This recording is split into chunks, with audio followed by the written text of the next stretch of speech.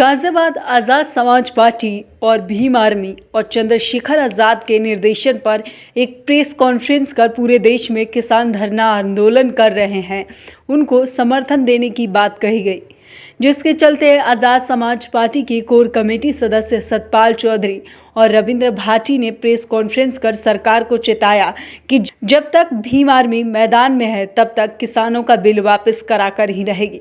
इसी के चलते पार्टी का विस्तार भी किया गया है। कुछ युवाओं को नई जिम्मेदारी देकर पार्टी को मजबूती के साथ ही मैदान में जुटे रहने का आह्वान भी कर गए हैं। पार्टी की कोर कमेटी के सदस्य सतपाल चौधरी ने जानकारी देते हुए बताया कि भीम आर्मी मैदान में जुटी है और हर संभव किसान आंदोलन को समर्थन दे रही है। जब तक किसान बिल वापस नहीं हो जाता तब तक आज़ाद समाज पार्टी कंधे से कंधा मिलाकर किसान आंदोलन में जुड़ी रहेगी। पार्टी के राष्ट्रीय अध्यक्ष चंद्रशेखर आज़ाद के आह्वान पर आज पूरे देश के किसानों को समर्थन दिया गया है और हर संभव उन्हें मदद का आश्वासन भी दिया गया है। पार्टी का हर पदाधिकारी और कार्यकर्ता किसानों के साथ खड़ा है और खड़ा रहेगा। देखिए, एक तो जो आंदोलन चल रहा है किसानों का 3 खेती बिलों को लेकर, आज़ाद समाज पार्टी, भीम आर्मी और भाई चंद्रशेखर आज़ाद ने उसको पूरे देश में समर्थन किया। उसका हम लोगों ने, चाहे टेकरी बॉर्डर हो, चाहे सिंघू बॉर्डर हो, चाहे यूपी गेट हो और चाहे शाजापुर बॉर्डर राजस्थान का बॉर्डर हो, सब जगह भाई चंद्रशेखर आज़ाद पहुँचे और किसानों के बीच में भारी तादाद में भीम आर्मी के साथियों ने, सदस्यों ने वहाँ किसानों के आंदोलन का समर्थन किया। और हम कहना चाहते हैं कि ये 3 खेती कानून जो हैं ये इस देश के किसानों के डेथ वारंट है, इसको तत्काल वापस लिया जाना चाहिए। और यदि मोदी की हुकूमत इस भुनामे में हो, इस गलतफहमी में हो कि ये आंदोलन टूट जाएगा, ख़त्म हो जाएगा, या उनकी साजिशों से या उनके कुछ नकली समर्थकों के जरिए समर्थन करा के इस आंदोलन को वो ख़त्म करा देंगे, तो ये उनकी भूल है। या तो 3 खेती कानून रद्द होंगे या फिर मोदी की सरकार रद्द होगी, दोनों में से एक चीज़ जाएगी। और हमें पूरी संभावना है, क्योंकि जिस तरह से कॉन्ट्रैक्ट फार्मिंग है, कॉन्ट्रैक्ट फार्मिंग के जो अनुभव रहे हैं वो बहुत खतरनाक अनुभव रहे हैं। कॉन्ट्रैक्ट फार्मिंग में किसानों को के विवाद कोर्ट में ना सुना जाना, ये संविधान की जो मूल भावना उसके खिलाफ है। और दूसरे, जो पूंजीपति लेकर भाग जाएगा, मान लो लोन ले लिया बैंक से और बैंक ने जो ज़मीन को बंधक बना लिया, तो उसकी सुनवाई कहाँ होगी, ये बड़े गंभीर। MSP को की गारंटी ना देना, MSP गारंटी किसान चाह रहे हैं कि सरकारी क्षेत्र में भी और प्राइवेट क्षेत्र में भी, दोनों क्षेत्रों में MSP गारंटी चाहिए। और उसके साथ साथ जो बाकी और जो प्रावधान है, ये तमाम ऐसे कानून हैं, साइलो बन गए, रातों रात नहीं बने हैं। 2014 से ये लोग कोशिश कर रहे थे, 2013 में किसानों ने बड़े स्तर पर आंदोलन किया, जिसके कारण 1894 के कानून में बदलाव हुआ और 2014 में संशोधन बिल आया। 2013 में संशोधन बिल आया। उस संशोधन बिल को मोदी सरकार ने आते ही 3 बार पलटने की कोशिश की लोकसभा में, जो वो पलट नहीं पाई। वो इसलिए पलटना चाहते थे ताकि इस देश के किसानों की ज़मीन अडानी और अंबानी को सौंप दी जाए। ये बिल अडानी के दफ्तर में बैठ के तय हुए हैं, इसलिए ये खेती विधेयक नहीं है, ये अडानी विधेयक है। इनको तत्काल वापस लिया जाना चाहिए। ये भीम आर्मी, आज़ाद समाज पार्टी और भाई चंद्रशेखर आज़ाद का आह्वान है और इस देश के किसानों के साथ हम लोग एक कल राष्ट्रीय प्रवक्ता जो भारतीय किसान यूनियन के हैं, उन्होंने भी बयान दिया है कि विपक्ष कमजोर है, जिसकी वजह से किसानों की लड़ाई नहीं लड़ी जा रही है।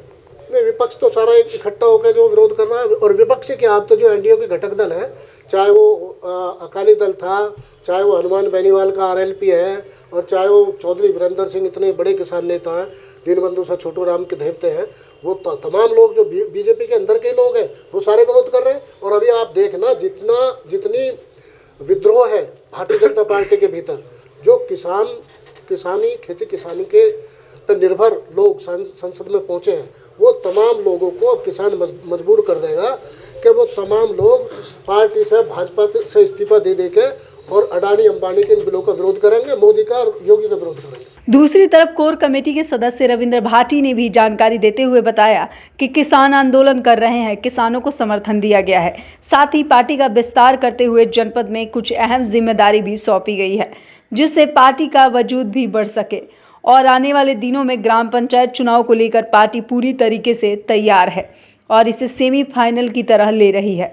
आने वाले ग्राम पंचायत चुनाव में पार्टी मजबूती से चुनाव लड़ेगी और चुनाव जीतकर अन्य राजनीतिक पार्टियों को दिखाकर रहेगी कि आज़ाद समाज पार्टी मजबूत पार्टी है। हमारी पार्टी में कोई जाति विशेष का मसला नहीं है और हर समाज के लोग पार्टी से जुड़ रहे हैं और पूरी तन मन धन से पार्टी के लिए समर्पित हैं। जैसा कि हमारे सतपाल चौधरी जी राष्ट्रीय कोर कमेटी के सदस्य हैं, इन्होंने आपको बताया जो काले कानून है, जो 3 कानून आए हैं देश में किसानों के खिलाफ, एक तो ये हमारा मुद्दा था, दूसरा हमारा मुद्दा हमारे कुछ जिले की कमेटी का आज गठन किया गया है। महत्वपूर्ण साथियों को आज़ाद समाज पार्टी के राष्ट्रीय अध्यक्ष एडवोकेट चंद्रशेखर आज़ाद जी के निर्देश पर आज जिम्मेदारी सौंपी जाएगी। तो इन्हीं दोनों मुद्दों को लेकर आप आज प्रेस रखी गई है। अभी आपने क्वेश्चन किया था कि विपक्ष कमज़ोर है। मैं आपको बता देना चाहता हूँ, विपक्ष कमज़ोर हो सकता है लेकिन आज़ाद समाज पार्टी और भीम आर्मी कमज़ोर नहीं है। ये देश में किसानों के खिलाफ जो भी कानून आए हैं इनका पुरजोर तरीके से विरोध करेगी और आंदोलन तब तक करेगी जब तक ये कानून वापस नहीं लिए जाते।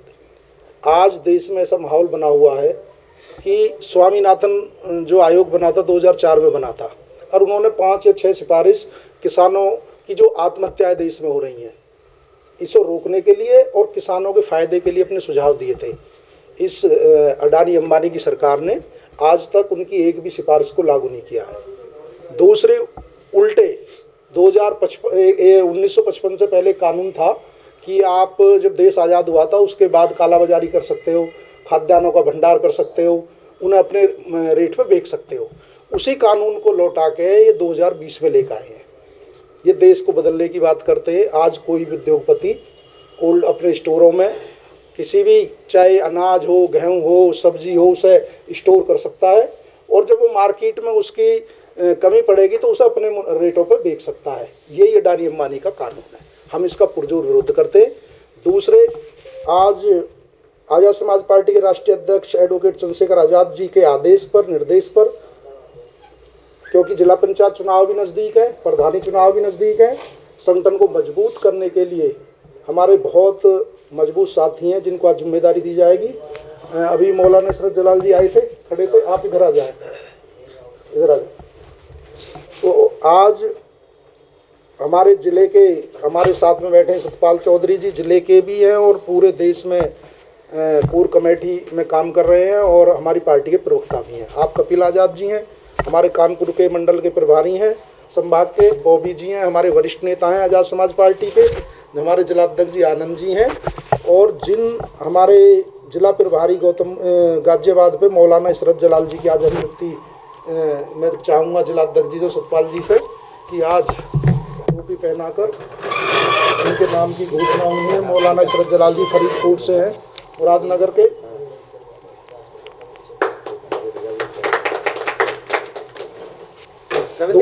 मेरा सवाल ये है कि पंचायती चुनावों को लेकर तैयारी कर रही है आज़ाद समाज पार्टी, क्या 2022 में अपने दम पर ही चुनाव लड़ेगी? बिल्कुल। हम जो पंचायत चुनाव आने वाले हैं उत्तर प्रदेश के अंदर, इसे सेमीफाइनल के तौर पर देखने जा रहे हैं और अपना आकलन भी अपने संघर्ष का, अपने नेता के संघर्ष का, जो भीम आर्मी और आज़ाद समाज पार्टी ने पिछले 5 वर्षों में जुल्म ज्यादती के खिलाफ, अन्याय के खिलाफ देश के कोने कोने में जाकर लड़ाई लड़ी है, उसके व्याप पर हम 22 में अकेले चुनाव लड़ेंगे और उसी परिप्रेक्ष्य में हम जिला पंचायत की हर सीट पर मजबूत और योग्य उम्मीदवारों को लड़ाने का प्रयास करेंगे और जो देश में जो धनबल की राजनीति है उसे ख़त्म करने का प्रयास करेंगे कि कोई भी पैसे आगे टिकट लेकर कोई भी आगे बन जाता है। हम अच्छे और योग्य व्यक्तियों को जो जनता के ध्यान रखें, उनके मुद्दों को ध्यान रखें, उनको जिला पंचायत के साथ साथ विधानसभा, लोकसभा में भेजने का काम करेंगे। जो तो ग्राम पंचायत की कैसी तैयारी चल रही है फिलहाल, अभी बात की जाए तो? फिलहाल संगठन पर काम चल रहा है। ये भी उसी परिप्रेक्ष्य में आज हमारे बहुत महत्वपूर्ण साथियों की नियुक्ति होने जा रही है और बूथ तक हमारा संगठन जनवरी के लास्ट तक बूथ तक पहुंच जाएगा। तो हम एक नए राजनीतिक विकल्प के रूप में पूरे प्रदेश के और देश के सामने आज़ाद समाज पार्टी के रूप में एक नया राजनीतिक विकल्प देने का प्रयास करते हैं।